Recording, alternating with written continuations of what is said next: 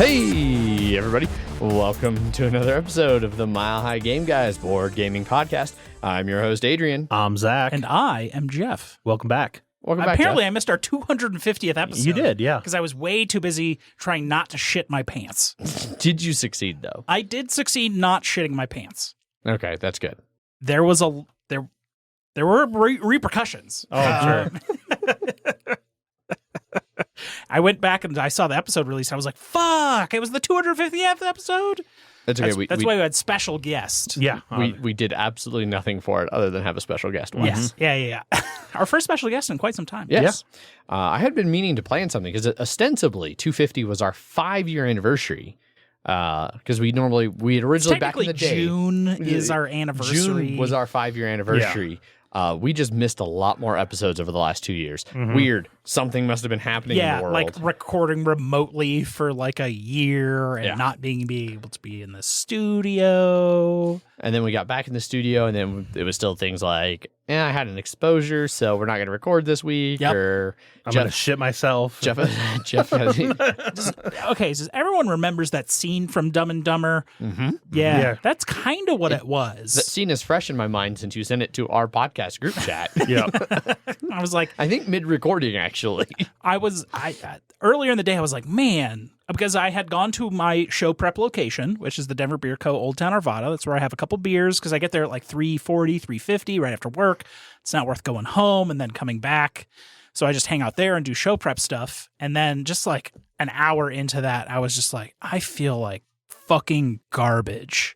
And like I had a beer in front of me the whole time. I had probably taken 2 sips out of it the whole time. And I was like, and then I texted you guys. I was like, I can't do this. I like had pushed the beer back and they're like, everyone there was like, what the fuck is wrong with Jeff? Are you dying, Jeff? Yeah, I was like, I gotta go. I feel like crap. And then I found out why later.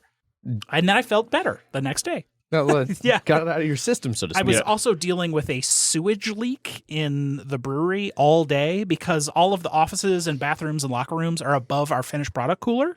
That's just kind of how it's designed. So the women's restroom backed up and it was leaking into the finished product cooler like a waterfall raining from above of poop water. And so I was dealing with that all day. So I can only assume maybe some like direct sewage contact was. Which, I mean, in that case, you're lucky that it was less than 24 hours of being ill. Yeah, it was only like 5-ish. Turns out raw sewage can really fuck you up for a good amount of time. I was being very careful. Yeah. And what the worst part was is I had to like take product from where the rain was with a forklift. I'd put in a kind of like a poop umbrella, which is also known as like a pallet pad, just a giant piece of cardboard over the forklift so it wouldn't rain directly on me. So that was my main. Jesus. I mean, we're always masked up at work, and I had gloves on, and then I disinfected the forklift afterwards. But it was a trial, trials and tribulations. Well, I'm glad you came through them. One of my favorite Star Trek episodes. Relatively unscathed. Relatively, yes. It's a good name. It's got good alliteration. Trials and tribulations. That's why they're called tribbles. What are tribbles? They're the little furry animal thing from Star Trek. Like reproduce. I didn't know that. But they reproduce extremely fast. Yeah. Yeah. Neat fact. Fun fact. Well, I also love poop, just so you know. With that handling most of our engagement period. Our engagement period was mostly poop. Yeah, it was mostly poop. Yeah. We're gonna take a brief step away though and talk about this is the last sponsored episode from our holiday sponsor, GiveWell, and so we've got their prepared statement here to share with y'all. When you give to charity, how much impact will your donation actually have? This question can be hard, if not impossible, to know. Most charities can't tell you how your money will be used or how much good it will accomplish. You may know it will theoretically help a cause, but how? Or more importantly, how much? If you want to help people living in poverty and with evidence-backed, high-impact charities, I recommend you check out GiveWell. GiveWell spends over 20,000 hours each year researching charitable organizations and only recommends a few of the highest impact, evidence-backed charities they've found. Over 50,000 donors have used GiveWell to donate more than $750 million. Rigorous evidence suggests that these donations will save tens of thousands of lives and improve the lives of millions more. And here's the best part. GiveWell is free. GiveWell wants to empower as many donors as possible to make informed decisions about their donations. They publish all of their research and recommendations on their site for free, no sign-up required. They allocate your tax-deductible donation to the charity you choose without taking a cut. Which is, Zach can attest to. They matched your donation. Yep. You said you were giving stuff out on the 20th, which I believe is No, I did not say on the 20th. I said on this Wednesday when I get my paycheck. You said on the 20th. I don't know if I said on the 20th. You did. I edited the podcast last night. Fair enough. I may have said on the 20th because I was thinking about how I had to pay for He Mile High only Cabin edited Con. it 5 days late. Yeah. It's fine. Only because I forgot. I had to pay for Mile High Cabin Con today, the 20th, which is why I do not have money to donate to charity until Wednesday when I get my paycheck. There you go. Okay. But I will be donating on Wednesday. Like everyone else should be doing right now. Yes, because if you go donate right now through GiveWell, if you have never used them before, you can have your first donation matched up to $250 before the end of the year, or as long as matching funds last. To claim your match, go to givewell.org and pick the podcast section for where you heard about them and enter Mile High Game Guys at checkout. Make sure they know that you heard about GiveWell from Mile High Game Guys to get your donation matched. So, just a little bit longer to do that. We're recording here on the 20th. Episode should be out on the 23rd, 24th. I confirmed with Zach that this one is important to have out before the end of the year because that is when this promotion ends, is at the end of the year. So you have just about a week from the time this comes out to get your donations in to get that $250 match. So, yeah. And always remember, GiveWell, endorsed by the hater, 100%. Absolutely. So that's it for that. It is really hard to read ad read script when I can see the chat scrolling furiously out of the corner of my eye, and I can see both of you doing this with your shoulders. Oh, what? Like laughing like or chuckling? Yeah, like chuckling. Yes. Yeah. Like I can see Zach kind of occasionally. I thought about trying to work the word poop into a lot of stuff to if you somehow side glance with your eyes, and then you accidentally said the word poop at some point during that ad read. I'm glad I did not say poop during the ad read. Yeah. But when does the ad read really end? Who can say? This is all scripted. 251 episodes of scripted nonsense. We write it all out. There are podcasts that script, and they are crazy people. Yes. I couldn't imagine. Yeah. Like, I can imagine, like, I know other board game podcasts that, like, do heavy prep. Like, this block, we're going to talk about this for, like, 5 minutes. We're going to talk about, like, this for 5 minutes, like, and they keep it very tight. That seems crazy enough to me. I couldn't imagine putting in that much effort. Yeah. Actually scripting episodes, especially any episode Would you over, call it like, tight more 5? than 10 minutes, just damn. Yeah. So, whew. All right. Well, now we can move in to what we've been playing. Woo. Indeed. Zach, would you like to start this one, since Jeff and I played a lot of the same things?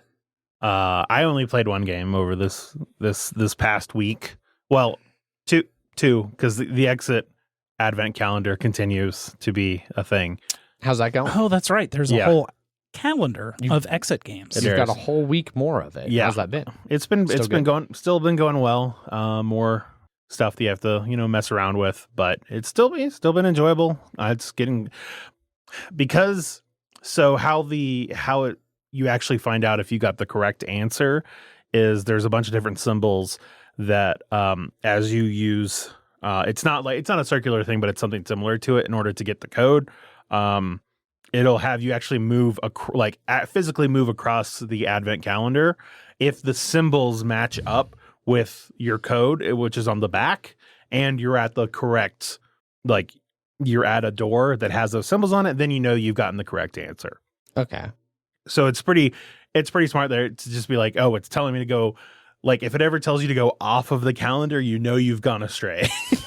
But the problem with as you get down to like 3 or 4 doors left, you're like, pretty sure I could either one, just guess which one it is, because you're like, out of these 4 doors, only 2 of these I can actually reach in the 3 movements that I need to do. Or you could just look up a symbol and it's like, oh, this is telling me to go this way, which I can't do, so I know it's not that one. So you could just, it's easy, like now I definitely don't feel a need to like look up stuff. If I ever feel like I couldn't figure it out, I figure out what the answer is, and then I try and work backwards to be like, why is it telling me these numbers? And then I go, oh, okay, that's how it is. I've done it once or twice. Jeff, so. does that sound like cheating? Yeah, that's by myself. I mean, it's an solo exit. Yeah, you can kind of fudge however you want. Yeah. No, I'm not. I'll own it. I do appreciate that at least. You admitted on air that you cheat at Exit Advent. No, it's like I said, I'm a lot less patient when I'm by myself versus when I'm with other people. True, you did mention that. Yes. So that's still going well. Okay. And then I played on Wednesday. I played light treason. Just I may have committed some light treason. But I played another round of Taverns of Tiefenthal. Tiefenthal. Still a great game. I really would like for them. You played with a so-called Jeff. A Jeff, yes. But with a G. It was a G Jeff. Ooh, yeah. Was it more of a G off? Yeah, yes, for it sure. was a G off. Yeah, more giraffe-like than you would suspect. I mean, it still went well. It still went well. I barely lost to Wes. A game's still a lot of fun to play, though. I like introducing it to new people, like Stockpile. I don't play just the base one, even with new people. I'm always like, okay, well, we can go up to like module 3 or whatever because I feel like it just introduces it has the like interesting mechanics before you get to the stuff that you should hopefully have played the game before you try. Sure. Like the variable setup. There's no reason to do a variable setup with someone who's never played the game before because they don't know. They don't know if they choose the shitty one or not. And then the sign book, the guest book too, is like it teaches you to focus on different things that you should first at least understand, like what you're trying to get in the game. So that's how I find that Module 3 has all the stuff you need, but nothing you don't. Okay. I really would like for them to release the expansion at some point because I know there's one and I think it's in German, but it hasn't come over to the US yet. No English publication not yet. Not That's that I kind of surprising. It's annoying, but it is what it is. But learn also German. I could help you. Here's the thing though, is I've looked I feel like I've looked at it and there isn't I think it's mostly just language independent. So you might not need I could probably get away with getting it, but I still would have to purchase it and have it come over here. And I'm just like, not yet. Soon maybe. I mean, I still have a buttload of games that I haven't played yet that I can continue to ignore. So why play games you have when you could play games you need to buy? Yeah, exactly. But that's basically it for me. Cool. Did you win? I barely lost to Wes on that one. It was 96 to 99, I think, and then 83 from the new guy. So he got third, but he wasn't a competitive. It was third. competitive. Yeah, there were definitely some times when we were just like, not necessarily here's what you should do, but like here's why you want to do this thing is for so which is fine. Both Wes and I were doing it, so it's not like I was just helping him out, or anything like that. So, but I'll tell you, we rolled so many fucking 3s and 4s in that game. And but why didn't you take the 6 instead of the other 6? I think you got handed like three sixes in a row. Yeah. Of just like, well, I guess which 6 are you going to take this round, Zach? Yeah. But the last round, all of us were like one money away or one beer away from like the next thing that would have been really good. That it was like, obviously, Wes had gotten one more than he would have secured the win. I thought I'd gotten one more money than I would have won. And then, so it's a still a fun game. Cool. Yeah. I haven't played it in a long time, but I like it. It looked smaller than I remembered. Yeah. And I just was like, I walked up on the table and I was like, you were able to fit the whole thing on here? And I was just like, this game seems smaller than I remembered. Yeah. It was. There's been a lot of table hogs lately. Yeah. No, we were barely able to fit the 3-player version of it on the single table that we were on. But yeah, we got it done. Cool. So, Jeff Do you want to talk about the game we played together, and then I'll finish up with the game that I did not play with you? Yes. Because you only played the one game, right? Yes. There we go. So we were trying to figure out what to play. Almost played Stockpile. Real close. Almost played Stockpile. We were playing with me, Julie, Anthony. Did that multiple times. Anthony. Yeah. I mean, I just know him under his beer name of Ant. And then yourself and the Megan. Mm-hmm. Megan had played Iberia once. Never played Iberia. Never played Iberia. She's played a bunch of Pandemic and some Pandemic Legacy. Yes. And then Julie had played Pandemic at most like 3 times. I think she said that was her second time She said playing. this was her second time playing. Okay. Yeah. So she had played base Pandemic once. Yeah. So we played Iberia because I was like, well, you should play Pandemic Iberia because Pandemic Iberia is a great game and I would like to play that. It's a great tense game about having the right amount of cards in a deck. For me, it was a moment. Shut up, we'll get to that.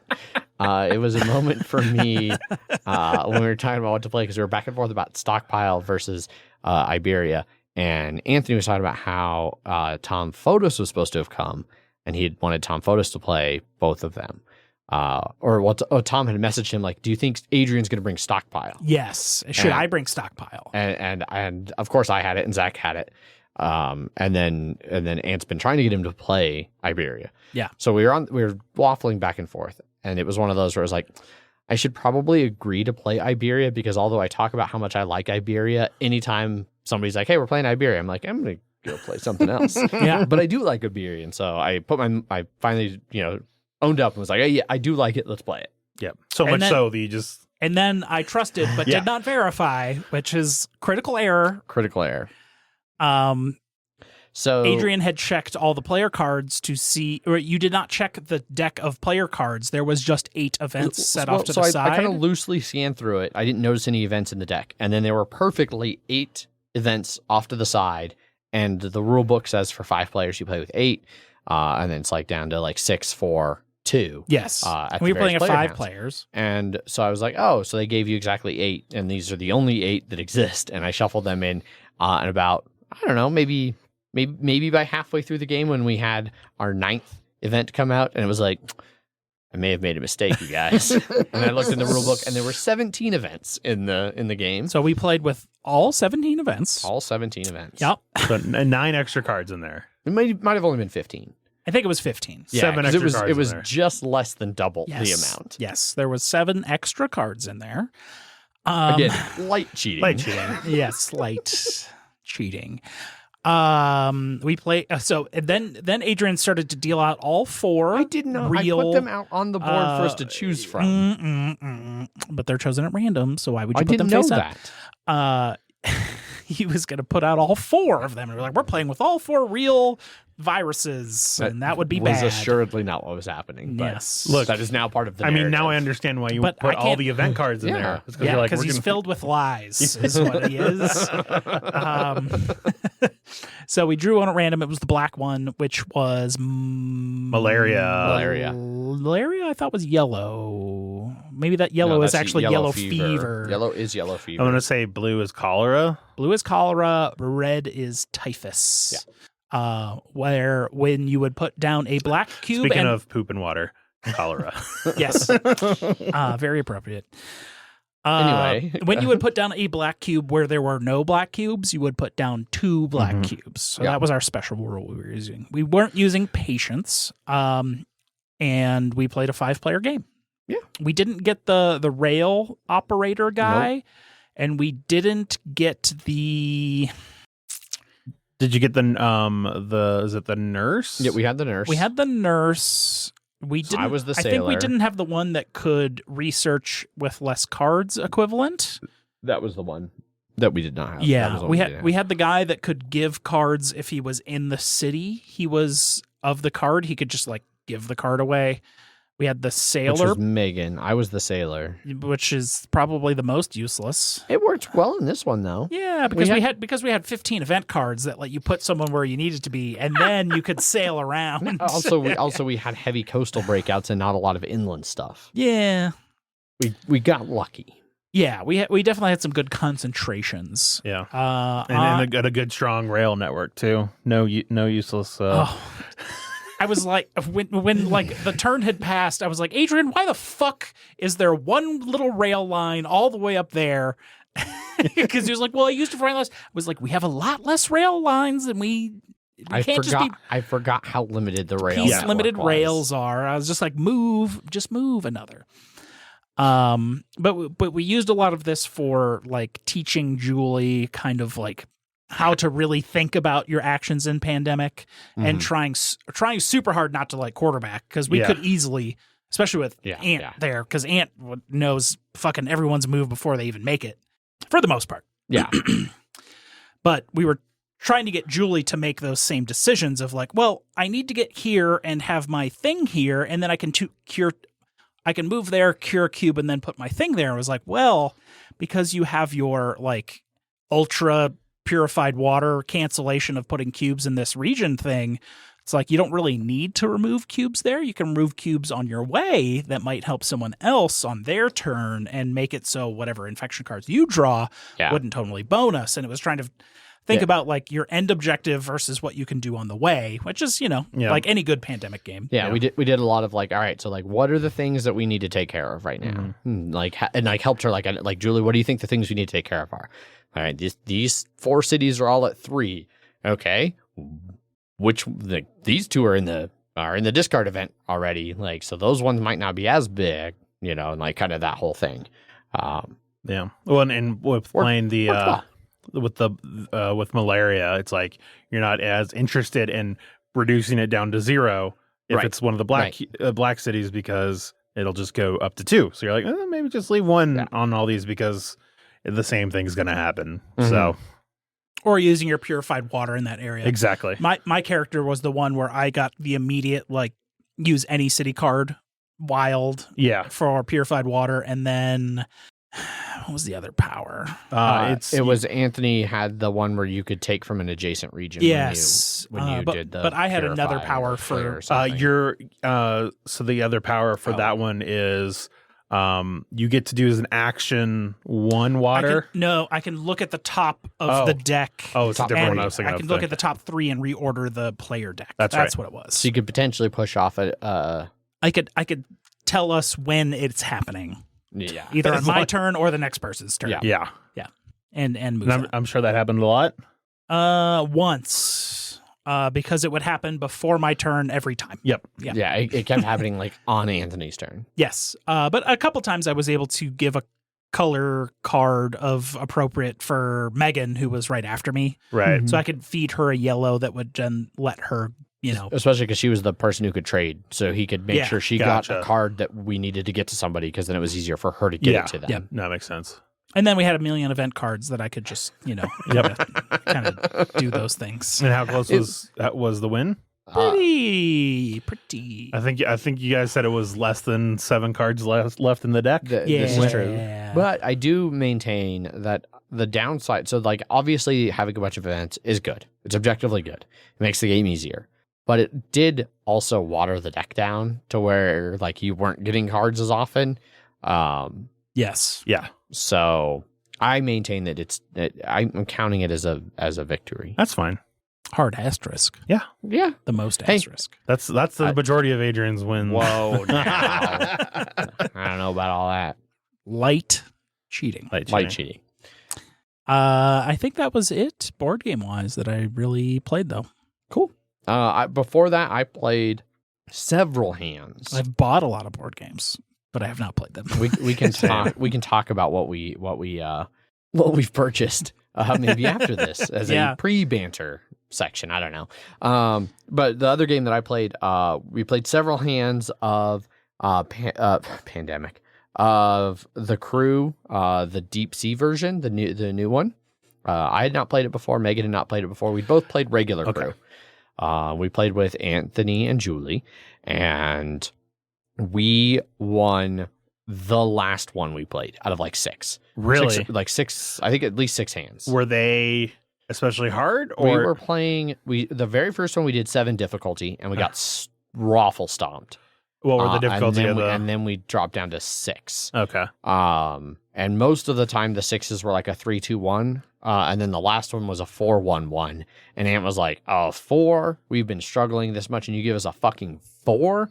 But then we won that one. So, what was the hardest one for you guys that you guys did not accomplish? the hardest one that we got was Megan got I have to win just 2 of the 4 7s. And Anthony had in that same hand, I have to win the blue 5 and the green 7. Oh, yeah. And then almost immediately, Julie won one of the 7s. And so it was like, well, then we can only do this like if we play it perfectly. And we did not. And even like at some point, it was like, well, Megan can still technically, or no, Ant needed to win. It was a different green card. It wasn't the 7. But his only green was the green 7. And it was like, well, Megan can still technically win that as one of her 2 7s. You just have to win a green on a throw off. But then it was one of those, like that one, in that case, we got down to like the last 4 cards in our decks. And it was like, all right, there's no way to do this. Like we've been trying for 3 hands to get the lead back to Ant so he can win that without. And it's just not happening. We got really lucky on the hand we did win. I don't remember what the 4 goal was. I had to win the first trick. Which is usually an easy one. Yeah. It's a 1, right? It's a 1. Yeah. Then there was I don't remember what the other 2 were. But basically, like right at the start before we played any cards, I used one of the clue tokens to be like, I have like, the purple 9's my highest or something, like trying to hint to Megan like, hey, play a purple, because she was the captain. She was right to my right. And she did not have any purple. So she was like, well, I'll play the one that I have, I guess, the least in and hope that he's got a high card in that one. And luckily I had the 8, which was able to suffice, but we almost lost that one. Like if she'd picked any of the other colors, it was like, I had like a 9 in purple. I had like an 8 in, I think, yellow it was that she played. But then it was like a 4 and a 5 in green and blue. So it was like, if she'd played either one of those 2, we'd have been hosed. That's rough. But, yeah, it was a lot of fun. I really like the new version. Like, right? It's going to be hard to go back. It's a lot more varied in terms. Like those cards are a lot more interesting for me, at least in terms of what you have to do. Well, the goals, they're a lot more specific, and that makes them more interesting. It makes specific it, I think, and a lot varied harder too. Yeah, so much more varied. Because there was all kinds of ones. Like I had one where like I will win like I think the majority of the hands, and I was well on my way to doing that one, and we lost on some other ones. I don't know, there were a bunch that were kind of all over the place, like I will win all the pinks or something. Like some of those are just tricky. You got to really get the right hand, and if you get stuck with one that you don't, when your last choice there, it's like, oh well, shit, okay, I guess. I just remember one, the hardest one that I've personally seen so far has been win an 8 with a 4. Yeah, that would be very hard. So you have to be able to. You don't have the colors. The best way to go about that would be, I think, if you're super heavily suited in something, then once you get the win on that one, like you can bleed everything above the 4, play the 4, and then someone who doesn't have that color throw an 8 out there, but like that's a lot of work for one goal. And if there's other things that, like especially if it's like I have to win the first 3 or 4, like there, I just remember there was a lot that it was just like, this is making this real hard. Yeah. We had one that got messed up because Megan needed to win. There was something about how she needed to win. Oh, I needed to win exactly one trick. And she messed up playing as the captain. She had the one trick I was going to do was my 1 trump suit, and then she did like the 3-4 back to back, and it was like, well, you just burned my trump suit. So guess what? My next highest card's a 5, and we're fucked. Yeah. But yeah. Wait, she only had to win 1 trick, or you only? I needed to win only 1 trick. Okay, I was going to say. If she had taken I only need to win 1 as the captain with the 3 and the 4, that would be unfortunate. Yes. But captain chooses last, so that could, in theory, fall to the captain, and then it's just like, all right, well, try again, guys. Yeah. I liked it a lot. That's it for what we've been playing. I guess we'll do a quick little news segment. Since I think we've all acquired a bunch of new games lately, we can talk about new games we've acquired. Jeff brought it up. Jeff, you brought it up. You wanna lead off on what we have acquired recently? Yeah, what acquired? I have acquired. So I picked up both Twilight Imperium and its TI4 and its expansion, because all we know is Paul, I guess, at this point that has it. No, Thursby has it as well. Okay, so now we have 3 copies between us. So now we can really do a TI tournament at CabinCon. Absolutely. Yep. Totally. Double elimination. Mm-hmm. Look, you can play 8 that's 24 people. That's just that's almost everybody. 24 people, round robin style, double elimination. Oh god. Like a crocodile tournament Yeah. that never ended. Yep. I picked up Beyond the Sun. I picked up the new Micro Macro. What is is it just new It's a stuff? new map, new cases. Okay. Still need to play anything new in terms of that? I don't think so. Okay. I think it's just more. Okay. Yeah. I picked up I already had Tyrants of the Underdark. I bought the Undaunted Reinforcements, which is the expansion that expands the other 2 full games. And I picked up Catan 3D. You said you got that for super cheap. I got that for half off. Damn. Because Target was running a half off board game deal, and Catan 3D was available for half off online. So I ordered that with my 5% red card discount. I got that for about $120 with free shipping. There you go. Yeah. So I now own Catan 3D. That's just base Catan. Yeah, just base ass Catan 3D. It's super nice though. It's super nice. Super cool. I have a pre-order in for Dungeon Bowl, so that'll be in soon. That's the Dungeon Exploration Blood Bowl for everyone that doesn't remember. Nice. Yeah. New season next month, like January 18th, I want to say. In-person season happening. Super weird. I picked up Zach Santorini, New York, so he has that now. Because Santorini, it's right there. Right If here. you're watching the. It's all shiny. Santorini. It is shiny. Very shiny. Boy, that's all I remember off the top of my head. Yeah. Okay. Haven't gotten anything else? I don't know. Probably. Rude. Super rude. Oh, Cosmogenesis that Zach got me. This fucking It's guy. about making a solar system. It's that way. There you go. Everyone can read it now. Yeah. Cosmogenesis. Cosmos Genesis. Looks pretty cool. It does look cool. Zach, what about you? What have you gotten? I got Santorini, New York, Yes. from Jeff. Just as a reference I for guess people. we did talk about what we bought. Uh-huh. So Jeff was right to not mention Cosmogenesis. You should have led with, I bought Cosmogenesis and then gave it to Jeff. Yeah. Well, so that happened. So just so everybody is tracking that's Jeff bought me something and I bought Jeff something. I don't like And where then- this is going. And then I also then in that case bought Adrian something. I bought him Alice is Missing. It is a role-playing game that is completely silent that you Have to text each other about. Yes. You text each other as you look for your missing friend. Yep. I'm excited to play it. Seems cool. Yeah.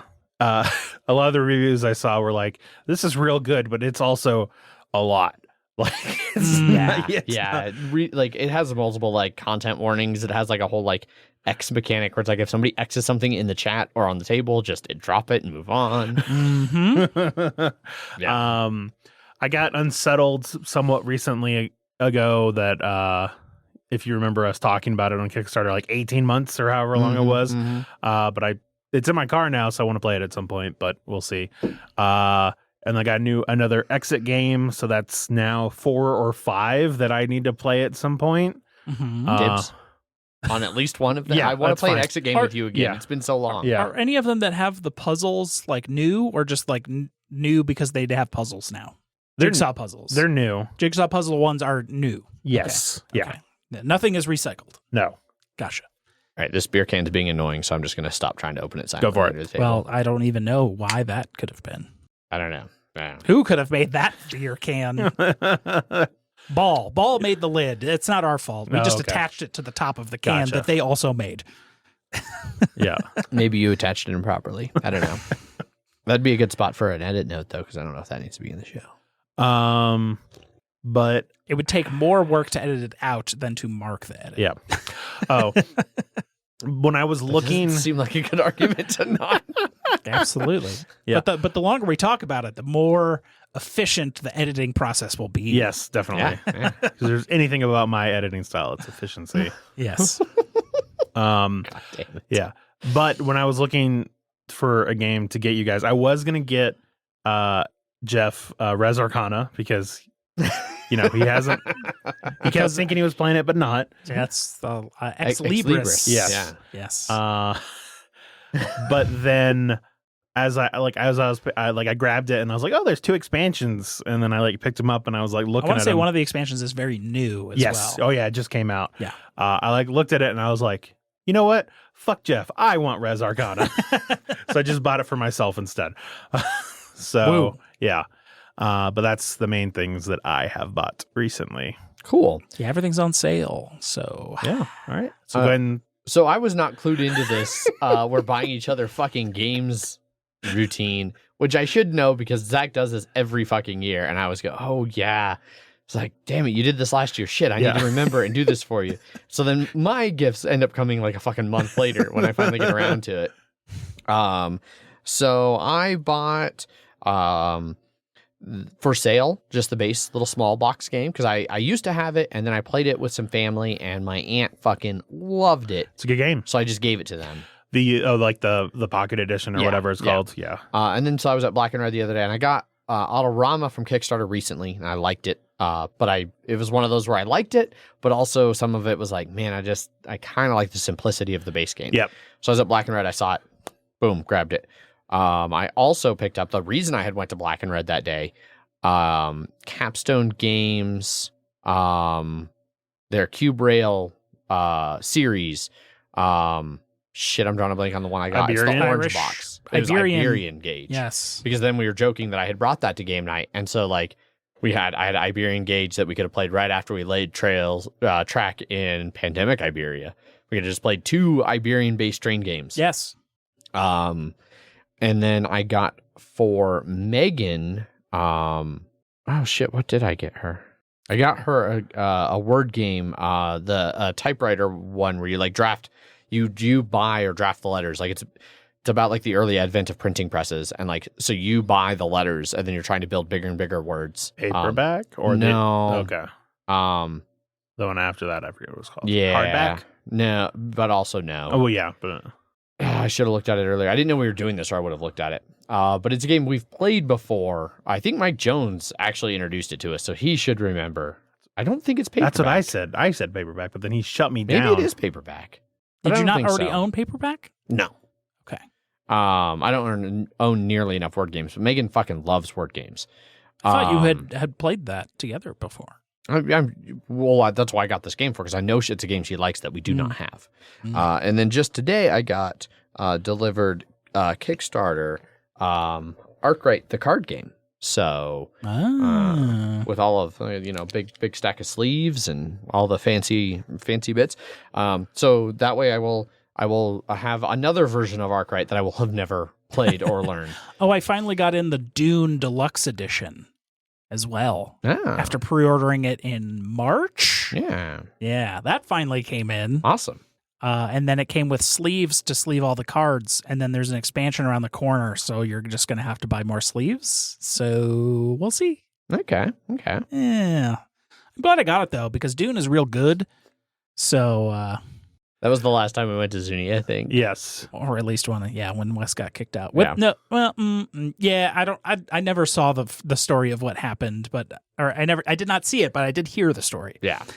It was a shit show. And then there was a bunch of people that just left and went somewhere else and continued board game on their own. Like half the people left with Wes. It was like, you've made a terrible mistake. Yeah. No, I think we went back one more time because the owner was like, I'm very sorry, my bartender made a mistake. Yeah. I apologize profusely. Yeah. But then it kind of petered out anyway. Anyway. Yes. Well, they were busy. They're a busy place. Yeah. Now we have to just go to regular banter. Now it's regular banter. Yeah, I'm worried that the game I got her is not the game I thought it was. And that it is actually the game I thought it was paperback, and I got her something else that might not be as good. We're going to find out next. We're going to find out. This time next week. Probably not next. Well, maybe we're going to be opening. Yeah, maybe. Her mom likes word games. I'll bet she'll want to play her new word game with the moms. We'll find out. Last thing, I did just back for anybody who's local here, especially to the Denver area. Andrew the Hater and I have gone in on getting Shikoku 1889 that we talked about on Kickstarter last week. Anybody else who wants in on it, it's $50 for the game, and then we'll sort out shipping later. But it saves shipping if we all jump into one big group pledge. So. Yeah, you missed out on talking about that, Jeff. Yeah, you missed out on talking about 1889, Jeff. It was riveting. Do you want me to go over it again, Jeff? We don't have a Kickstarter this week. Do you want to add Shikoku 1889? We'll just talk about it again. Would you like that? No. No? No. No? No. No? Hard no. Okay. So banter. I don't have a ton. Looking forward to Christmas here. Coming up. We got both my mom and Megan's mom coming in. They're going to be here Wednesday. We're doing Mommy Christmas, as we have been calling it. Our moms have not met. So we've been Megan and I have been dating / engaged for almost a decade at this point, and our moms have not met. So was it Daddy Thanksgiving? No, we did. We have not. I don't like this train of thought and words. Yeah, it would definitely be a different holiday, and we would not use Daddy. we would use like Father. I was just then why not Mother? Because Mommy Christmas sounds like more fun than Mother Christmas. Yeah. Mother Christmas sounds overbearing and like, whereas Daddy Thanksgiving sounds. Sounds like you'll be serving the turkey off of latex. Well, I mean, I could have just gone with Daddy's Giving in that. Worse. Yeah, somehow exactly. Worse. Exactly. I like how you did that. I like how you knew that. You just waited to sneak it in later. Yeah. No. But yeah. The moms we fully expect to get along. They're very similar people. We both have great relationships with our mothers. The dads, the dads are, dads. They sometimes just vanish out of your life for months at a time. And I don't know. Megan asked her dad very specifically, like sent him the exact link to a portable battery that she wanted, a very lightweight one for backpacking, for like multi-day backpacking, just to keep your phone a little bit charged. And he sent her this fucking like 1 gigawatt brick battery that's meant to power laptops. Mm-hmm. She's like, this thing is heavier than any single piece of gear I pack in my backpack. Yeah. It's like, she was more than a little frustrated. And it got here yesterday, and he was like, this is a birthday gift from like May. So you could open that. Yeah. Never mind that it arrived in Christmas. Yeah. No, I had the same thing. My dad bought me. I was like, oh, I could use, this is like when we were camping a bunch. It's like, I could use like a headlamp thing. Just a tiny little headlight thing. And he got me this giant one that had like a battery on the back with a button. And I'm like, I remember it's like cave diving. Oh, it was 100% for that. And I was just like I put it on and I was just like, this is super unwieldy. I don't mean it to be depressing over, I love my dad. I have a great relationship. Well, actually, I'm lucky. I have 2 awesome dads, because I met my biological dad a few years ago and he's great too. And by a few years ago, I mean like well over a decade ago at this point. It just seems recent in the grand scheme of my life. But dad, both Megan and I, our dads are not the parent that we are super close to. We did go to Thanksgiving at my biological dad's house. So you did have daddy Thanksgiving. God damn it. God damn it. No, I refuse to acknowledge it. Yeah. Anyway, excited to have the moms meet for Christmas. And we're doing stocking stuffers, no gifts. Okay. Them coming was enough, so we did little stocking stuffers, which both moms went in typical mom fashion, they did arts and crafts. So like Megan's mom does a lot of like making like keeps bees and makes like soaps and stuff like that. So I'm sure we're all gonna get a soap. We're all gonna get like a hand balm that's made of bees, like has heavy beeswax ingredient. And then my mom got together with one of her old like Boeing coworkers when they were like executives at Boeing, and they both now like left Boeing and now don't have anything to do with their lives because they're not working 80 hours a week. Right. So they're like awkward crafts. They're like, well, Gotcha. do you want to get together and do crafts? Yeah. Do you want to get together and do crafts and drink? Yeah. So should be fun. Cool. Other than that, doing job hunt stuff. I got a job offer for a job. Well, not an offer. I got a potentially doing an interview for a job. That's very different. For a job. Well, so they sounded very like they've been like pushing to have me like talk to them, and I finally caved and talked to them. And they were very excited about all of my qualifications, everything. And it was one of the cities, like, it felt like the guy was like leading me on. He's like, you know, talking about how great the job is and the company and blah, blah, blah, blah, blah. And I'm like, well, when's the other, like, you're clearly building to like something negative. What is it? $12.50 an hour. No, it's a like plant supervisor position in Odessa, Washington, which is in the far southeast desert of Washington. Like, the nearest town is Spokane, an hour and a half away. Like, there's just fucking nothing. I ship to Spokane fairly regularly. Yeah. Well, you don't ship to fucking Odessa, I bet. No. So, No, I think it was Odessa. It was something that started with an O. But that was immediately like, I was getting excited about how much you wanted me to do the supervisor position. Well, that's why you're probably having a real hard time finding candidates out there. Yeah. So, yeah. Did I go? Oh, I did. I went snowboarding. Mary Jane opened at Winter Park, the Mary Jane side of the mountain. I'd never been to Mary Jane. I've only been in Winter Park one other time before this. We went, and it was fucking amazing. They had like 8 inches of snow the night before we went, and then they opened Mary Jane, which had been closed all season. And we found like one little small like 2-person lift. So it was me and Megan and our friend Andy, and so we regularly had to like split 2 to 1 on the lift. Because it only held 2 people. But then like we found a spot where we could kind of weave through the trees and get onto what was closed at the top, but not closed anywhere else. Huge powder filled run, like knee to hip deep powder. And it was one of the best days I've had in a long time. Thoroughly exhausted at the end of it. Really great time. Then we stopped off at a brewery in just off the highway on the way to Winter Park in Fraser, I think it is. I don't know. I can't remember the name of the brewery. It's Guanella Pass Brewing. They do Detroit-style pizza. Really great pizza. Pretty okay beer. Definitely nothing to blow you away with the beer, but the pizza, especially after a day of snowboarding, nice. So, yeah, that's it for me. Any other banter for you guys? Spider-Man was real good. Oh, yeah, Spider-Man was real good.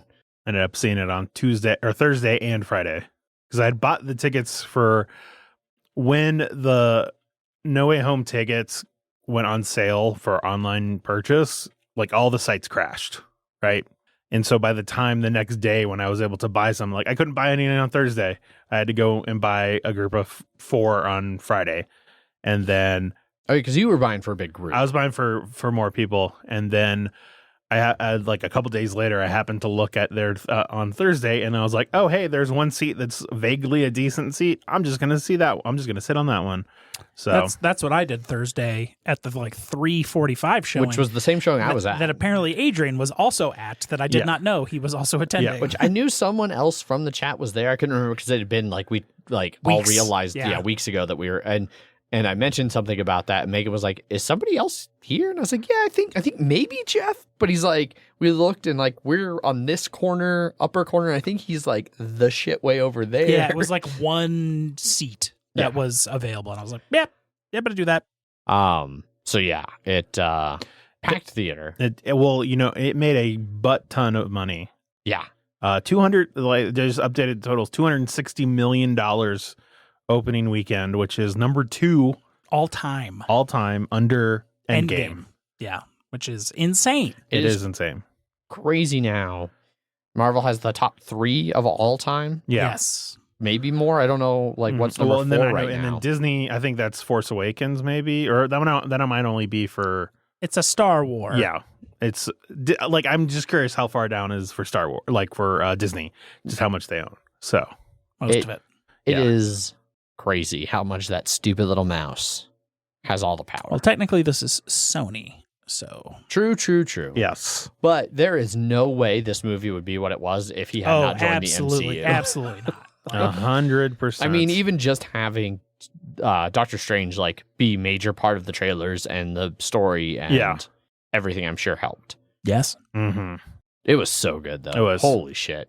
Megan and I both want to see it again. definitely one of my like. I'm really glad I saw it on Thursday just because of like the crowd reaction of it. Like the crowd part of it was really good. Yeah. Um, Multiple crowd like cheer moments Yeah. in our Mhm. showing. Yes. but I found it funny just between Thursday and Friday, like how much it was a little bit more subdued on the Friday release than it was on Thursday, which I Yeah. found sort of funny. Man, there's- I want to yeah. go all spoilery, but I always feel bad going super spoilery. Like, it's going to be in like a week. Anybody who really cared. anyways, No. No, that's Yeah. fine. I just it was real good. And, Spider-Man was real good. It was Yeah. everything I could have wanted out of a new Spider-Man. yes, yeah, I yeah. also- Jeff, as somebody who wasn't a fan of the first two Marvel I ones, don't like the Peter Parker of these Sony Marvel movies. Which is funny to me because like I think I like him the most. Mm. Like I like Tobey Maguire. I've liked them all really in different ways. Jeff had just a very good face Mm. and reaction to that. Like I feel like Tobey Maguire was a good Peter Parker, but I didn't think he was as good of a Spider-Man. Yeah. Andrew Garfield I liked as an actor, but I don't think he was great as either Spidey or He definitely had the most Parker. Spider-Man comic book acting, like quipping. Sure. I Yeah. could see that. Yeah.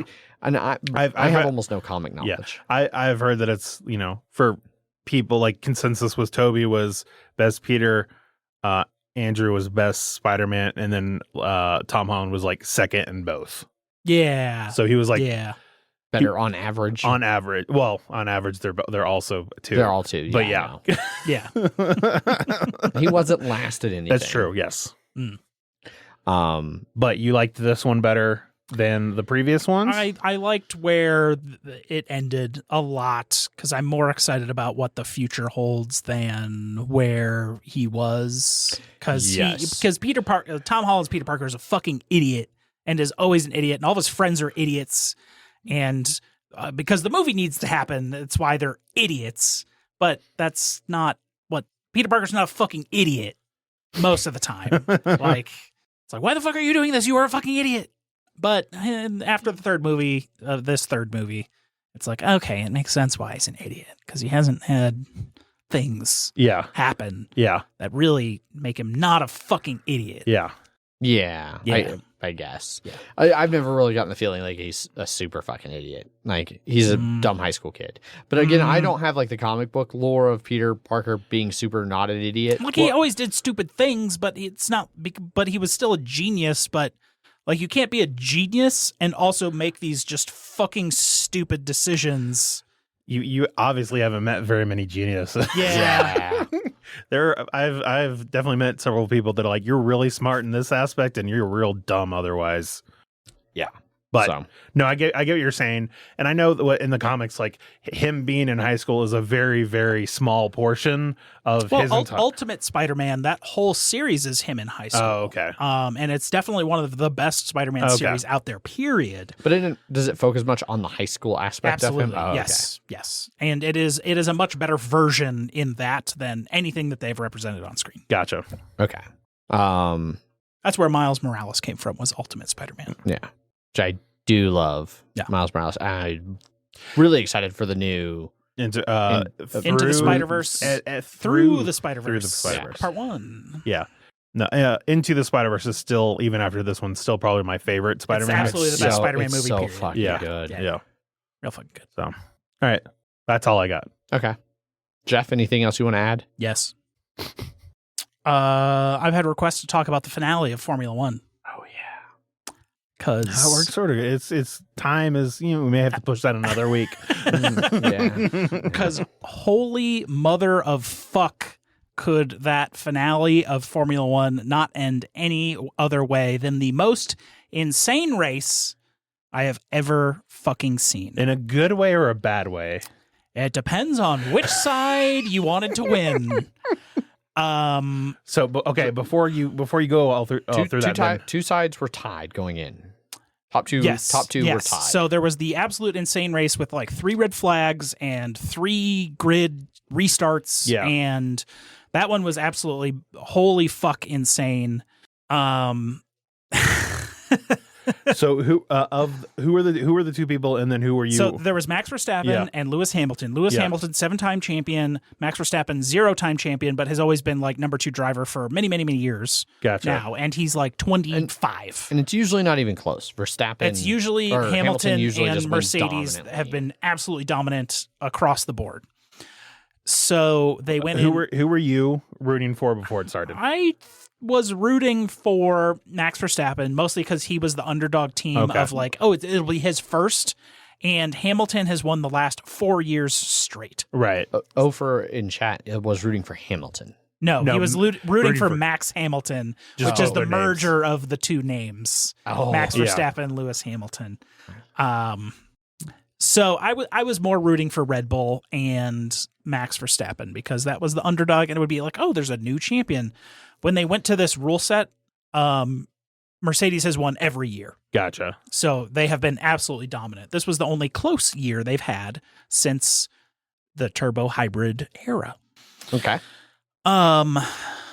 Max gets pole, starts first. Hamilton at the start of the race immediately passes him, and then basically stays in first the rest of the fucking race. There's a virtual safety car later in the race, which Max pits, but isn't able to get close to Hamilton. Mercedes keeps Hamilton out during all of this. They don't get him to change tires because if they would have pitted Hamilton, Max would have stayed out and gotten first. Basically the whole race is Mercedes running away with it. There's like no chance unless something drastic happens. 5 or 6 laps from the end of the race, something drastic happens. The guy that's racing basically in dead last, the Williams driver. There's 4 other retirements during the race, so only like 15 people are even finishing this. 14 people are finishing this race. Period. Is this the Russian guy? The Russian oligarch? No, it was not. It was not the oligarch son. Okay. He did not, but the guy was racing the oligarch son for that dead last space. He ends up going off, and they have to bring out a full safety car. This is 5 or 6 from the laps from the end of the race. The safety car goes much slower, at most half speed at the fastest point. So if these cars go 200 miles an hour, he goes about 100 miles an hour. He's still fucking sending it, but he's not a Formula One car. Correct. It's like a very, very like nice like supercar, but it's not a Formula One car. Yeah.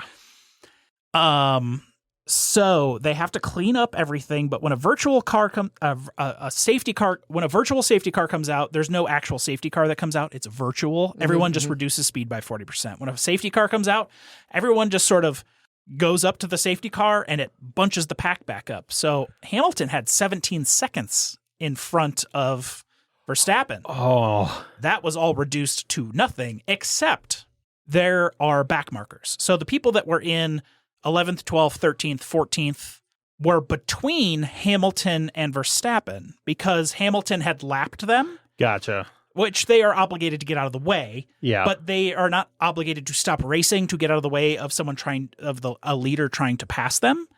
So it can take extra time to get around those back markers. When originally the safety car came out, when a safety car comes out, those back markers are allowed to unlap themselves. They were not allowed to do that when the safety car came out originally because they were worried for safety reasons that those cars would be trying to unlap themselves while marshals were out on track with a giant crane getting that car off. Safety reasons, they didn't want to do that. So they then let only the back markers between first and second go with a half a lap to go to unlap themselves because the safety car, because they are still lapping for the end of the race behind the safety car. So it's 5, 4, 3, 2 laps remaining behind the safety car, and they do not. Okay, controversy. The race director and teams agreed they don't want to end races under safety cars.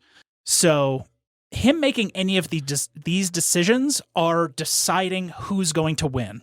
If it ends under safety car, Lewis Hamilton wins. The race director has handed the victory to Lewis Hamilton because there is no chance for racing to continue. Yeah. If he lets those back markers by and then one more lap of racing to happen, Max Verstappen has much newer tires on the softer compound, where Lewis Hamilton has been getting hung out by his team for 34 laps of not pitting on the harder, slower tires because they don't want to lose track position. And once they go racing, now he has chosen Max to win because Max will absolutely fucking destroy him because he can brake harder, he can turn harder, he can go faster. So it was a final lap shootout for the World Championship of Formula One, which Max Verstappen fucking blew Hamilton out of the water because he was on those fresher tires. But earlier in the race, his number 2, Sergio Perez, ended up staying out later because they had pitted Max, but they did not. And then Hamilton had pitted, but he ended up behind Perez, who made the fucking most legendary defense I have ever seen for an entire lap to kill all of Hamilton's time fighting him to where Max was on his ass. Mm-hmm. And if that didn't happen and Hamilton had just been able to blow by, he would have had that gap to get fresher tires.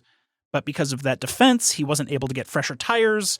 All of this other shit came out where their team was playing so conservative with, like, if they had pitted, they probably would have had the pace to then just pass Max later anyways. Yeah. Where they probably should have pitted him for fresher tires, but they didn't know the safety car was going to come up at the end. But Max just fucking blew him out of the water in the final lap, and everyone absolutely lost their utter shit. Like, they were like 90% of that race, they're like, we're going to lose. There's no way we can win this. And then that came out, a final lap, fucking 1 lap shootout for the championship, which no one expected. And it was like, I was sitting on the couch just like, what the fuck? What the fuck is happening? Oh my God. Oh my God. Oh my God. And like a lap is like 1:20. And it was holy fuck. I wonder how many people like turned it off. Like, he's got this in the bag. None. Okay, it was for the championship. Like, how many people turned off the Super Bowl? Because it's like, it's mostly because they've turned off Super Bowls that looked like blowouts. Yeah. I would say with racing though, like one wrong move on that can. But your usual race is true. Your usual race is only 90 minutes, where your footballs are about 3.5 hours. So also true. Yeah. It's a lot easier to be more invested. But wow, it was. And then there was a bunch of like Mercedes appeals to decisions of like, why did you only let the back markers in between first and second place go instead of all the back markers? Lewis Hamilton during the safety car was going super slow, and Max was going up like right next to him, and you're not allowed to overtake during the safety car. And his nose like peeked out like a couple inches in front of his, and they were like, "Oh, he overtook during the safety car. He overtook during the safety car. He's not allowed to do that. You got to penalize him. You got to hand us the championship." And they're like, "No." And then they're like, "Well, you didn't let all the back markers go." And then they were like, "No." Like and then it was days of like, oh my God, are they going to reverse the championship because of? And then Mercedes ended up dropping all of the appeals. Mercedes still won the constructor championship. That's where all the money actually comes from the FIA. Okay. So they won about $10 million more than Red Bull by getting first place versus second place. But Red Bull got the World Championship trophy for the driver, which will probably bring in a lot of sponsors and all that kind of stuff. Sure. But does not have an exact monetary reward. Also, Mercedes and Hamilton skipped the award ceremony. Understandable. Out of appeal for this. Lewis Hamilton got a knight. Harsh but fair. Yeah. Lewis Hamilton got knighted over the last. He had been like told he was going to be knighted, but because of COVID, he was never able to get the actual ceremony. He got Prince Charles with the sword and everything. So he's officially Sir Lewis Hamilton. It's the first Dutch driver to ever win the Formula One championship. It is the first non-German nor British driver in like 2 decades to win a Formula One championship. And we have like 10 weeks before the next fucking race. It's like the 3rd week of March. Oh wow. Is the next race, and then there's a whole new aero regulations. All of these cars are going to look different. It's going to be fucking insane again. So how do you feel about their decision there with the safety car and the final lap and all of that? Max Hamilton did nothing wrong. Max Verstappen took advantage of the opportunity that was given to him.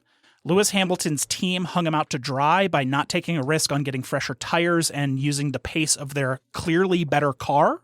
The drivers did nothing wrong. The teams could have made better decisions, but it was race control that decided what that race was. And I don't think they could overturn anything based on their own error. Like, sure. Money should probably change hands.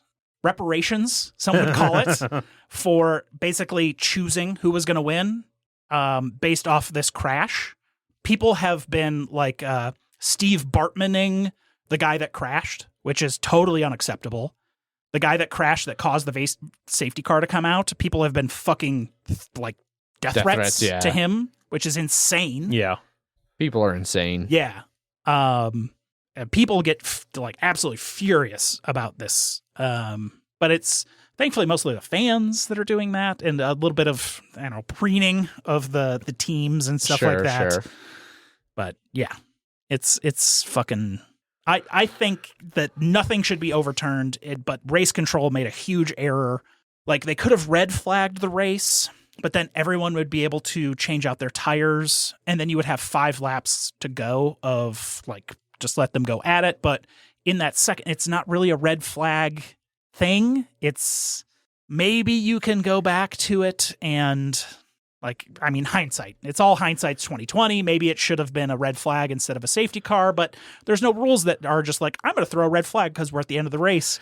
Maybe there needs to be a red flag if it's close to the end of the race. I was going to say, are they going to make any changes with that? But so many drivers complain if there's a red flag stoppage, that's when they go back into the pit lane.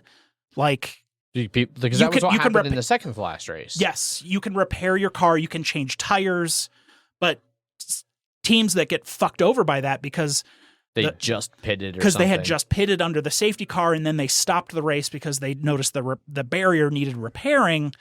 They got fucked where everyone else gets a free pit stop. Yeah. And some people want that rule to go. Like, you can't touch the car, but then you're like, well, safety, like, they have to like repair the car or it's not going to be safe. Do they have to then restart the race with an unsafe car, then go back to the pits, then they can repair it? Like, you're making calls there. And then both the race that the team heads were on the phone to the FIA race director, be like, oh, don't do a safety car. Oh, don't turn the virtual safety car into a safety car. It's like, they should have no word, any way, shape, or form about safety of the race. That's the race director's job. The guys that are preening for position should not be telling him what to do in that situation. It's because you could actually hear, this year they did radio calls between the pit walls and the race director, and they would play them live for you to hear. That is being removed next year because it was just a lot of like pissing and moaning of like, he was, he ran us off, and it was cool to hear, but it didn't actually provide anything useful. It made the race director and FIA look like fuckheads, and look like the fuckheads they are, or sometimes. Okay. Yeah. So yeah, it was an incredible end that could have only, after this insane season, only could have ended at that peak insanity level. Right. Sebastian Vettel is still the coolest guy in Formula One. Yeah. He goes and picks up trash in the stands after the races and shit. Like, he builds cars. He builds like wooden cars with kids that are like bee homes in his like weekends off. Sebastian Vettel is the best Formula One driver in the world. I think he's also a 4-time champion. Yeah. Good for him. Yeah. Yep. Sebastian Vettel, great guy. Cool. This has been an interesting year for me. and I have learned more about Formula One than I ever actually like cared to know, and than I ever thought I would actually know. Like, you getting into Formula One has been very interesting. Yeah. Like, it seemingly came out of nowhere, and it has just taken over. And Yeah. I'm here for it. I'm actually, I like it. Yeah.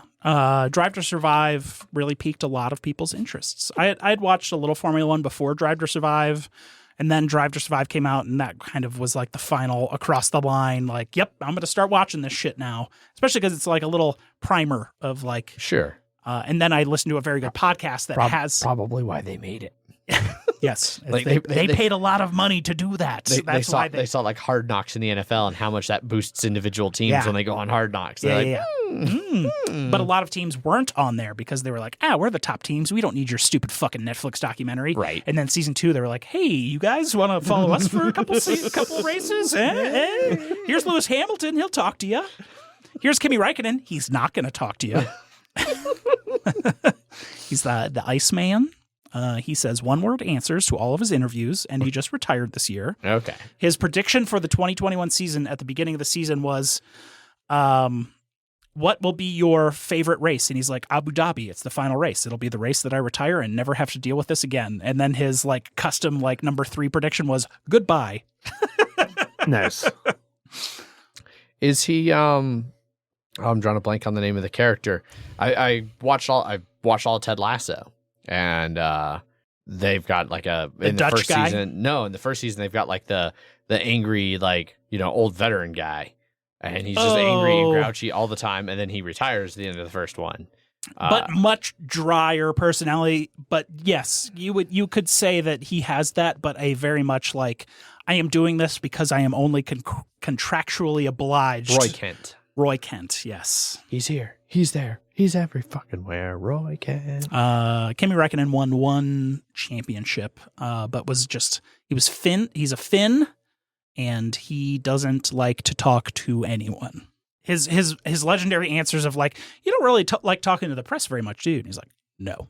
It's like, I think it was like Marshawn Lynch in the NFL was notorious for like only doing the bare minimum he ever had to for press obligations and stuff, and like wouldn't hardly say a word to anybody. Yeah. But then apparently anybody who's ever met him outside of press obligations, like, oh yeah, he's super chatty and friendly and really nice. He just fucking hates the press. I'm just here so I don't get fined. Yeah. Yeah. That is definitely Kimi Räikkönen, but he's way bigger of an asshole about it. I don't know. That feels like a Mike Jones joke than something. No, that's probably pretty accurate. Well, I don't know how much Mike Jones actually watches F1. But that is also accurate. Yeah, so Formula One was insane this year. I look forward to next year, March. It's happening in March already. Be glad preseason testing will be around the corner. Be glad you only have like a 2-month off season. Yeah. Like, well, this was the longest season of all time. Like 22 races. It's the longest season. Yeah. Like, NFL just got expanded to 17 games, which will push it a week longer. But then we still will have like 6 months of no football. Yeah. Which, at this point, is that really going to affect your watch me, 4 no. games and then be like, I'm done? Nope. But also Lewis Hamilton gets paid like $44 million a year for this. So yeah, he's got to be one of the highest paid athletes, period. 44 million a year? 44 million a year. I mean, it's up there, but I don't know. Yeah, like a couple soccer people get really fucking paid. Just baseball, fucking shitload of people. Well, those are usually over multi-year, like 30 million's over a multi-year contract. Well, I mean, there's one that was like 150 million. His was over a multi-year contract. Is his not? 44 a year. Like, his contract is just 44 a year? Or, yeah. I mean, I don't know what the difference between a $40 million a year versus a $400 million over 10-year contract. Yeah. Yeah. And a lot of these drivers are only 1, 2, 3-year contracts. Using Kickstarter? Yeah. F1 was nowhere near like on the top contracts.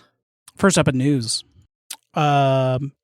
Just this last summer, Asmodee was sold off, and now it's been sold off again. Yeah. And has been embraced by the Embracer Group.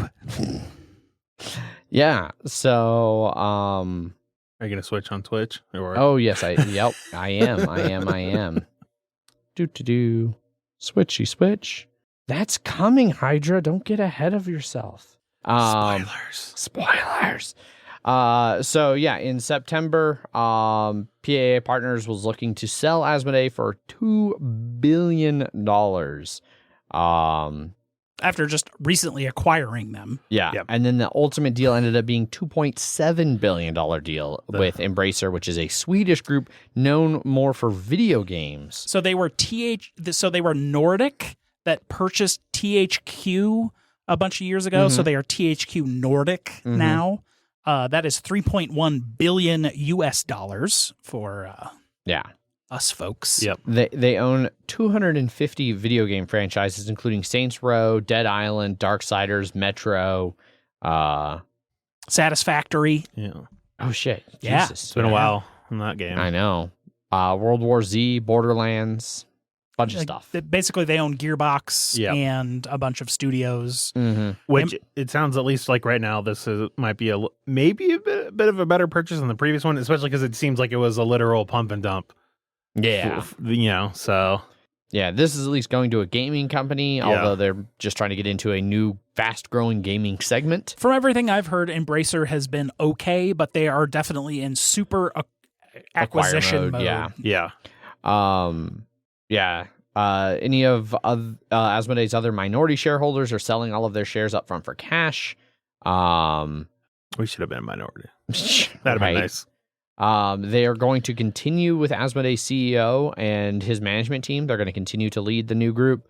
They're going to continue to operate before, with no reorganization expected by the transaction. So it's another, Asmodee now just works for Embracer. Yeah, just another big group just siphoning off some of the funds off the top end and shareholders. Lots and lots of profit for shareholders, hopefully. I think it is still technically sort of in the air. There's a lot of stuff in this little. So it's going to be the first half of like, next year. If it's completed. So there is potential it could fall through, but probably not. Embracer probably has a lot of influence, and their people that are selling are going to be making a fuckload of money. Yep. So, additionally, as part of all of this information, there was like a big slideshow that somebody did. There was a PowerPoint. That next news. Apparently, Asmodee bought Miniature Market at some point this year. Yep. Which was not. It either has not been finalized or made public at any point until now. Because in that PowerPoint, it was their whole vertical group, and it was Miniature Market acquired earlier in 2021, and it was wait, what the fuck? Yeah, so because now Asmodee owns a very big storefront. Yeah. That's not just their own store. It continues part of their what my company has termed vertical integration. But yeah, they now. Thank you for not saying coin, because I was your company was not the first to say that. Yeah, no. My company's been harping on all this vertical. We're doing vertical integration right now. Maybe if they just start paying me to buy their board games, they will complete the loop. That's true. There you go. Yeah. They'll make all the money that way. They should pay. They should buy Mile High Game Guys, and pay. Then they'll have the paid reviewers, and they can pay us to buy their. Well, then they'll games. just own our IPs and then shut us down. Yeah. That's true. That's true. Then they'll make their own Mile High Game Guys. I mean, as long as they pay me well enough, I'm fine with that. I'm totally fine with that. I'll sell out. But yeah, so there was a little tab in this PowerPoint presentation that mentioned. Sorry, I was just thinking. I was just it's like politicians. The level that it will cause me to sell it is a lot lower than you think it's going to be. Yeah, I want to pretend that it'd be really high, but it's $20, and you're like, Get some tacos right now. But they talked about that they'd made a bunch of things in interactive games. Their growth acceleration platforms. Yeah, so in mobile games and tablet stuff, they bought Board Game Arena, a lot of licensing that they'd done, and then they had in the direct-to-consumer and e-commerce section their purchase of Philibert, which is a French platform that they got in late 2020, and then just thrown on there at the bottom. Miniature Market, U.S. platform, acquired in 2021. And everybody was like, wait, what? What? Yep. When? They're based out of St. Louis. Yep. See them at Geekway a lot. They have a physical storefront there in Geekway, and that's been one of the questions a lot of people have had is like, what does this mean for the physical miniature market? Like, and like the Ding and Dent, like a big part of their physical location in St. Louis is a huge Ding and Dent store where you can get like you can get Indonesia for $32 if you're okay with volcano in Bali. Yeah, exactly. But you can get some killer deals. Like at the time, Indonesia was basically unavailable, so to get it for $30 was great. I think Paul was trying to talk him down too. Oh, he was real hard, and they were like, "Dude, come on." Yeah. Like if you're even this interested, you're just gonna print a new board. Like, come on. Yeah. And I think the volcano was in a spot of the board where like nothing actually. Yeah, it didn't actually matter that much. There, so, but anyway, so yeah, and then like Miniature Market regularly sells at deep discounts. They're like, well, are they going to keep selling Asmodee products at like deep discounts, or are they going to go to the Asmodee like MSRP program? Especially considering, as we talked about last week, Asmodee announced for the second time in less than a year price increases, which also coordinates with all of this purchasing. And, you know, now new shareholders and new corporate overlords want their cuts. Yeah. So, and I saw one person say that it was just like, well, they said it was because like for customer service, blah, blah, blah. And it's like, yeah, but they don't have customer service. So I don't know what it's for. Because if you remember, they were like, oh no, it actually has to go through the. You have to go to your local board game store to return the game, and then they will just send that board game store a new copy of it for you, or the board game store has to like open up another copy they have, and they'll reimburse them and all kinds of bonkers bullshit. Yep. Yeah. So I'm glad that I got one of my.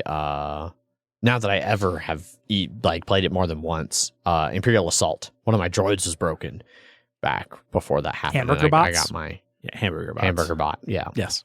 But yeah. So there you go. We'll see. I mean, Miniature Market sells a ton of Games Workshop stuff at discount too. Yeah.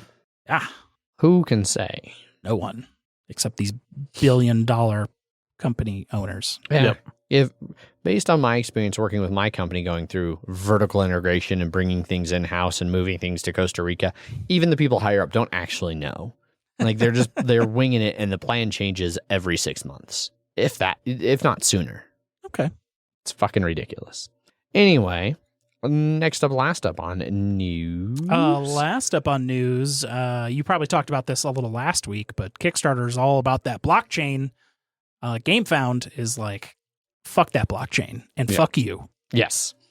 So GameFound had their similar, it's that time of year where big companies are sending out all their, like, hey, here's our hopes for the future and why we're going to keep making money, and you should give us money to make more money. We'll all make money. Yeah. So they had a blog post entitled Our Vision of the Future of Crowdfunding, where they outlined basically the whole plan for where GameFound is going, and towards the end they threw in this little tidbit. Long story short, our vision and plan are not some fancy trendy buzzwords, but a lot of down to earth hard work on details and tools. So, yeah. Especially because I've seen a lot of people, like we even had one of our listeners tweeted at me after we talked about it last week and was like, really, this isn't something that's going to affect anybody at the like user end of Kickstarter. It's purely just buzzword hype for another round of venture capital. Yeah. Yep. But if we had NFTs, then people could lose all of their money on NFTs to us, which we would just make money. Vomit. Yeah. Looking at you, Ubisoft. Yep. Yeah. So we're going to have these unique skins that you can own. It's like you have that already. You can just buy that from a store and then it's yours. Yeah, but it's about ownership. And the receipt that says I own that. Yes, with no way to possibly ever move that between anywhere. Ah, jeez. Someone's making money and it's not you. Yeah. So, yeah. Some of the other details they talked about, like speaking of those like down to earth gritty details, infrastructure changes that are going to make it faster and more secure, which they admitted was not the most exciting thing, but will be a good base to add other tools later. Yeah. And then they are taking on a whole big chunk of helping the people who run campaigns on GameFound to manage adding VAT simpler than it currently is somehow. Like the GameFound's going to handle more of it on the back end. Gotcha. Than forcing the creators to deal with it. So there you go. That is the end of news. No more news ever. Let's hope. Certainly probably not any more news that anybody's... Well, no, our next episode might be out before 2022. Let me see when... Let's see. Saturday it's got a reasonable chance of one more round of news this year. Look, as long as I don't forget about it, then it's a good chance it's going to happen. So, yeah, how could you like, oh, fuck, that thing that I don't do every week? How could I not remember that? Because if I record it on a different night. We decided to blame you for this, Jeff. Yeah. Oh, and I see. Your explosive bathroom escapades. Yeah. I felt better. I got better. I did get better. It was great. That's gonna be it for this episode. Not really anything in listener feedback. We did have a little bit on Twitter, where Let Them Eat Cardboard was tweeting us, like I said, mentioned in that last thing about the blockchain thing of Kickstarter just being hey, this is good for shareholders. I do have follow up. I did watch the tail end of that Game of Thrones episode, and I was the winner of that one, not Wes. Wes lost to me on purpose so that I could win. So suck it, Wes. Yeah, that's what you get for coming on this show and being wrong. Yep. I cannot tell you what that argument was about. Who won in the Game of Thrones first stream of all time that we did here? Oh. Turns out it was apparently Zach. I had a hard 3. Yes. Yeah. I think I was 4. Anthony maybe. I might have. I think Ant was second. No. Ant was first. Or did Wes, by losing to you, knock himself out of second? Wes was he was if anybody's gonna win, I want it to be Zach. So I don't know where he was in that. Okay, but it was I don't remember. It was either. I tried to look at the picture, but I'm like I can't see anything. So. I don't know how that is. Like I don't 11,000 views or 11,000 people have started that. Well, I've looked at like the finish stats are crazy high. Like there was a guy who left multiple comments in a chain as he watched about different things all the way to the end. And it was all of the rules we got wrong. You finished this. I'm impressed. Where the Lannisters shouldn't be recruiting every recruit. It's like the one show on Dropout. Nerds. If there's one thing nerds like, it's correcting people. Yep. So I'm sure they're super Game of Thrones fans get on there and they just the whole time see how wrong we played. Did we play on the playmat? We did, yes. We did, yeah. Barely fit on the camera at the time. Yeah. Yes. It'd probably fit better now with the new studio layout. Yep. Yeah. Maybe. We'll probably never find out. No. I don't know if I want to do that again. Maybe I'll not play and I'll just run the stream. No Baratheons, no Lannisters. Those were AI controlled. Who would want to play those two important factions? Greyjoys, please. Thank you. But yeah. Third place, Greyjoys. There you go. On that note, going to wrap things up here. So thanks everybody for tuning in to this week's episode. Hope everyone has a very wonderful Christmas/winter holiday solstice, whatever you celebrate. That was probably today, tomorrow. But the day this is coming out, tomorrow, Tuesday, the 21st, is the solstice. But it's that time of year for all of the wintry holidays. We will be back in the studio next Monday, the 27th, with that episode, hopefully making it out before the New Year. So you still have one more episode, hopefully, knock on wood, that'll come out before 2022. And then we will see you all in the New Year after that. So, yeah, thanks everybody for listening. As always, I've been your host, Adrian. I am still Zach. And I'm Throat Rip Jeff. Bye. Bye. Bye.